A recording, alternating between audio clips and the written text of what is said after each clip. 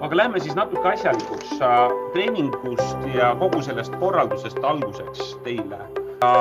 Ma tutvustan ennast teile ka sellisel viisil, et ligi 20 aastat ettevõtja ja valdavalt on siis kinnisvara valdkonnas. Ja miks ma neid challenge'id teen?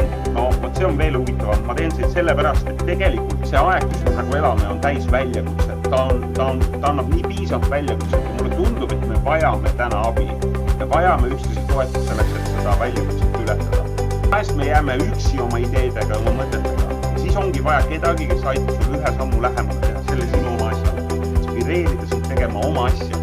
Mis iganes see sul on inimestele. Nii, mis sul veel vaja on? Kuidas sa endast räägid?